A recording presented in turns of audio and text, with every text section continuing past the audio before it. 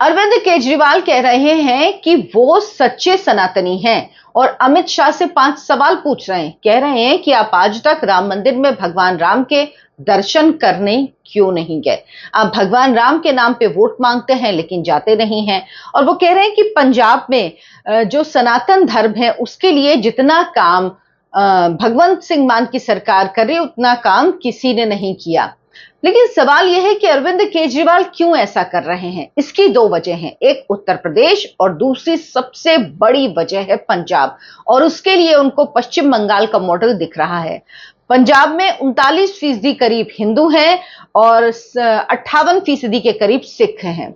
अरविंद केजरीवाल को लग रहा है कि अगर इन 39% हिंदुओं का वोट उन्हें मिल जाए, क्योंकि सिख उनसे नाराज हैं, जाहिर सी बात है जब अकाल तख्त साहिब की बेअदबी आप कह लीजिए, उसके बाद जब अकाल तख्त साहिब ने घोषित किया भगवंत सिंह मान को गुरुद्रोही, सिख पंथ विरोधी, तो उसके बाद उनको लग रहा है कि ये वोट उनसे कटेंगे। तो उनको एक ही रास्ता दिख रहा है, इसीलिए वो सनातन का चोला ओढ़कर आए हैं। लेकिन उन्हें शायद पता नहीं कि अब हिंदू बहुत अच्छी तरह से पहचानता है कि कौन से ये चुनावी मेढक हैं जो चुनावी मौसम में सनातनी चोला ओढ़कर सामने आ जाते हैं और उसके बाद कहते हैं कि मेरी नानी ने तो कहा था कि जो मस्जिद तोड़कर मंदिर बनता है उसमें भगवान राम रहते ही नहीं हैं। लेकिन अब शायद वो उन्हीं राम के दर्शन करने आ रहे हैं और अब उन्हीं राम को लेकर अमित शाह से सवाल पूछ रहे हैं।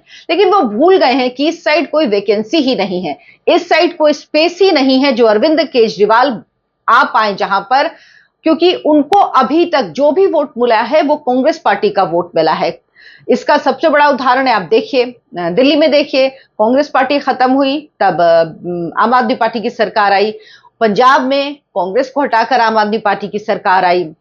गुजरात में जो 13% वोट मिले वो आम आदमी पार्टी को, वो कांग्रेस पार्टी के वोट मिले। कांग्रेस पार्टी के 13%, 14% वोट कम हुए थे और उतने ही वोट आम आदमी पार्टी को गुजरात में मिले। बीजेपी के वोट घटे नहीं बल्कि बढ़े थे। तो कहीं भी वो बीजेपी के वोट को हासिल नहीं कर पा रही है। तो अब अरविंद केजरीवाल को लग रहा है कि अगर वो भगवान राम की बात करेंगे, अगर वो कहेंगे कि पंजाब में वो लवकुश का मंदिर बनवाएंगे, वो मेरे राम जो एक नाटक है, प्ले है, उसका मंचन करवाएंगे या भजन संध्या करवाएंगे तो उनको वोट मिल जाएंगे। पहली बात, सरकार का काम किसी नाटक का मंचन करवाकर उसके फ्री टिकट देना नहीं है। किसी सरकार का काम भजन संध्या हर हफ्ते हर जगह आयोजित कराना नहीं है। कभी कभार हो सकता है किसी उस पे आप करा दें, लेकिन अगर आप ये करा रहे हैं और चुनाव के अन पहले और आपको लग रहा है कि इस नाम पर आपको वोट मिलेंगे, तो अरविंद केजरीवाल जी, आपकी पार्टी का हाल, भगवंत मान सिंह का हाल वही होगा जो आपका हुआ। दिल्ली में भगवंत सिंह मान अपनी सीट भी नहीं बचा पाएंगे अगर यही स्थिति आपकी रही तो। और आपको लग रहा है कि आप सरपंचों के लिए पैसे का ऐलान कर देंगे, महिलाओं को पैसे देने लगेंगे जो आपने 4.5 साल तक नहीं दिया। जब एन चुनाव आया तो आपने वो रकम देनी शुरू की। इन सब से आपको लग रहा है आपकी सरकार वापस आ जाएगी। तो आपके पास सबसे बड़ा उदाहरण दिल्ली का है। आप देख लीजिए, आपने यही सारे टोटके अपनाए थे। आप कहां गए? आप हनुमान मंदिर दर्शन करने के लिए जाने लगे। आप कहां गए? आपने क्या कहा कि जिस तरह से मौलवियों को दी जाती है, भत्ता दिया जाता है, हम पुजारियों को भी देना शुरू करेंगे। आप मंदिर मंदिर गए, लेकिन क्या हुआ? लोग जानते हैं, पहचानते हैं, और जब किसी के पास ना ओरिजिनल होता है तो कोई डुप्लीकेट में नहीं जाता है। नमस्कार, बहुत बहुत स्वागत है आपका। आप देखना शुरू कर चुके हैं भारत आपके साथ। मैं हूं डॉक्टर रचना सिंह। अगर आप अभी तक मेरा वीडियो देख रहे हैं तो आपसे गुजारिश है, मेरे चैनल को सब्सक्राइब जरूर कीजिए। आपके सब्सक्राइब करने से हमें बहुत मदद मिलती है।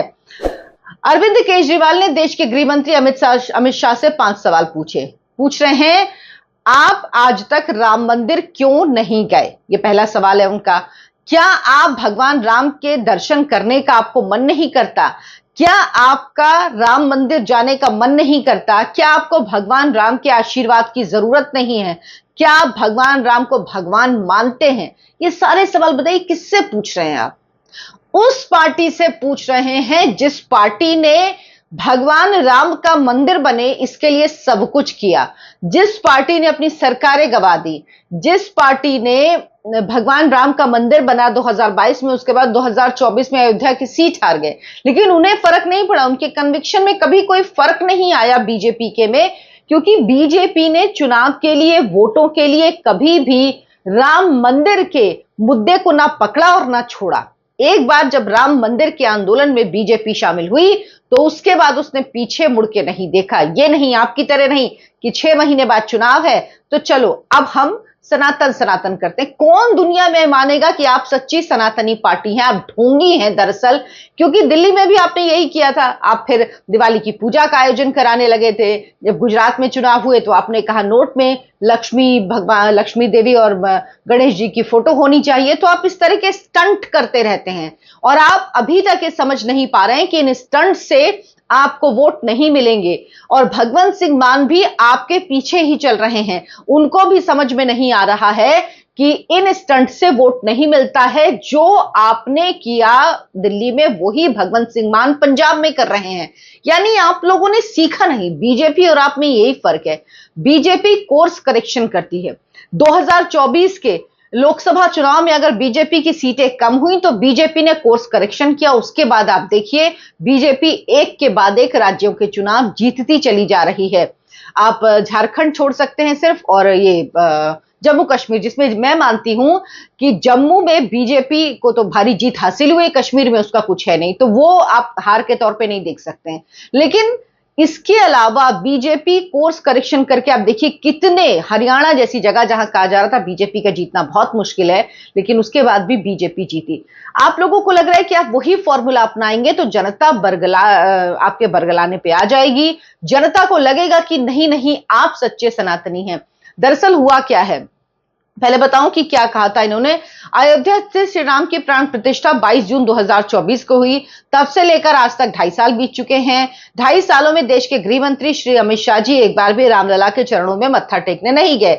891 दिनों ने उन्होंने अपने भाषणों में 42 बार से ज्यादा राम मंदिर का जिक्र किया। अधिकांश मौकों पर भगवान श्री राम और श्री राम मंदिर के नाम पर वोट मांगे। देश के गृह मंत्री श्री अमित शाह के पास भगवान श्री राम के नाम पर वोट मांगने का समय है, लेकिन भगवान रामलला के दर्शन करने, आशीर्वाद देने का समय नहीं है। अगर वो भगवान राम के नाम पे वोट मांग रहे हैं ना, तो उनका वोट मांगना बनता है, लेकिन आप जैसों का नहीं बनता। जिन्होंने प्राण प्रतिष्ठा में इनविटेशन मिलने के बाद जाना जरूरी नहीं समझा, आपने कहा बाद में जाऊंगा, आप उस वक्त नहीं गए। और अरविंद केजरीवाल को दरअसल पता है कि पंजाब में मुस्लिम नहीं है, उत्तर प्रदेश में उनको पता है कि योगी आदित्यनाथ के वोटों में उनको सेंध लगानी है। उनको पता है अखिलेश यादव और कांग्रेस पार्टी के वोटों में वो सेंध लगा नहीं सकते, क्योंकि ऑलरेडी वहां बहुत डिवीजन है। तो उनको लग रहा अगर वो हिंदू वोटों में सेंध लगा पाए, जो कांग्रेस के वोट उसको मिलते रहे, उनको मिलते रहते हैं, तो शायद वो उनको कुछ वोट उत्तर प्रदेश में मिल जाएंगे। और पंजाब में उनको लग रहा है कि कुछ सिख वोटों के साथ अगर उन्हें हिंदू वोट मिले तो वो जीत जाएंगे। पंजाब में भी अरविंद केजरीवाल के मन में बीजेपी का डर है। उनको दिख रहा है कि उनकी सरकार नहीं आ रही है और इसीलिए ये सारी कवायद कर रहे हैं। कहां से आप बराबरी करेंगे? बीजेपी के पास कौन है? प्रधानमंत्री नरेंद्र मोदी तो हैं ही, लेकिन उसके अलावा योगी आदित्यनाथ जो गोरक्ष पीठ के पीठाधीश्वर हैं और पूरे देश में उनको माना जाता है, पूरे देश में उनकी बहुत रिस्पेक्ट है। और तो और नेपाल तक में उनको क्या दर्जा प्राप्त है, वो क्यों? क्योंकि उत्तर प्रदेश के सीएम होने की वजह से नहीं, गोरक्ष पीठ के पीठाधीश्वर होने की वजह से। तो आप किससे टक्कर लेने चले हैं? आप किसके सामने खुद को हिंदू बताने, सनातनी बताने चले हैं?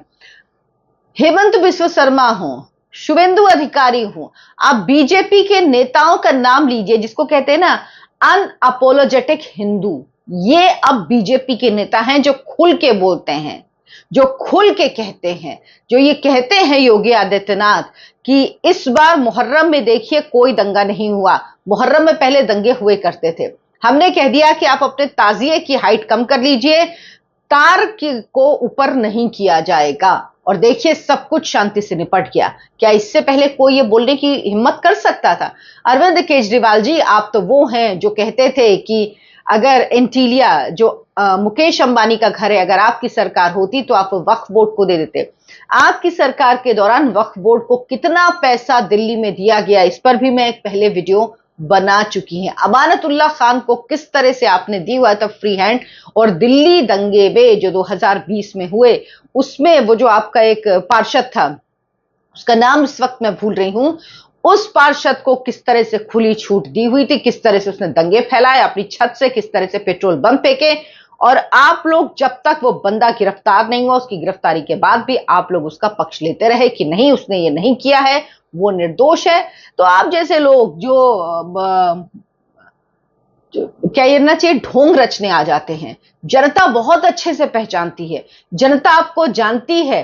आप 2014 में भी गए थे, आपने गंगा में स्नान किया था, प्रधानमंत्री नरेंद्र मोदी के सामने आप डुबकी लगाने गए थे, लेकिन आपको क्या हुआ था, जमानत तक जब्त हो गई थी, इतनी बुरी स्थिति थी। अब पंजाब के चुनाव में सबके मन में सवाल आएगा कि अरविंद केजरीवाल इतना राम राम, इतना उत्तर प्रदेश की, क्योंकि यूपी में उनको कुछ वोट चाहिए, वो अपने लिए खड़े होने की जमीन तलाश रहे हैं। 2022 के चुनाव में उनके उम्मीदवारों की जमानत जब्त हो गई थी, लगभग सारे उम्मीदवारों की। तो इस बार वो सोच रहे हैं कि कांग्रेस पार्टी चूंकि वहां पर खत्म हो चुकी है, तो वो सोच रहे हैं शायद वो स्पेस है जो हमें मिल जाए, लेकिन साथ ही वो बीजेपी के वोटर्स में सेंध लगाना चाहते हैं। पश्चिम बंगाल की तस्वीर भी डरा रही है। पश्चिम बंगाल में जिस तरह से 92% हिंदुओं ने, 90% हिंदुओं ने एकजुट होकर बीजेपी को वोट दिया, 30% मुस्लिम आबादी होने के बावजूद बीजेपी को जो जीत हासिल हुई है, ये अरविंद केजरीवाल को डरा रही है। उनको पता है पंजाब में मुस्लिम है नहीं, उनको पता है यूपी में उनको हिंदू वोट ही ज्यादा चाहिए क्योंकि मुस्लिम वोटों का ऑलरेडी काफी बंटवारा है। उनको पता है उसके बाद उनको गोवा जाना है, गोवा में मुस्लिम है नहीं। उनको पता है कि उनको गुजरात जाना है, गुजरात में मुस्लिम है नहीं। तो उनको पता है कि इस वक्त उनको हिंदू वोटों की जरूरत है, और इसीलिए अब कांग्रेस के वोट हासिल करने के बाद उनकी पूरी कवायद है कि किसी भी तरह से उनको बीजेपी के कुछ परसेंट वोट मिल जाए, लेकिन ऐसा नहीं होगा।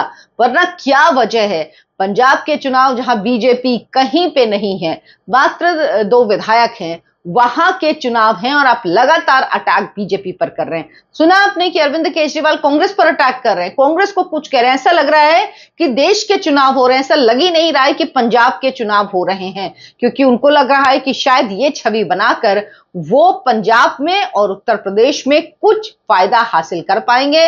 लेकिन आप इन चुनावों के नतीजे आने दीजिए और देखिएगा अरविंद केजरीवाल धड़ाम से मुंह के बल गिरेंगे। बीजेपी उनकी जमीन पंजाब में भी पैरों के नीचे से खींचने वाली है, खींच रही है। अरविंद केजरीवाल को यह एहसास है और यह डर ही उनको बार बार ये कहने पर मजबूर कर रहा है कि आम आदमी पार्टी ही सच्ची सनातनी पार्टी है। आप क्या सोचते हैं इस पर, मुझे कमेंट करके जरूर बताएं। वीडियो को लाइक करें, शेयर करें, मेरे चैनल आयन भारत को सब्सक्राइब जरूर करें। धन्यवाद, नमस्कार।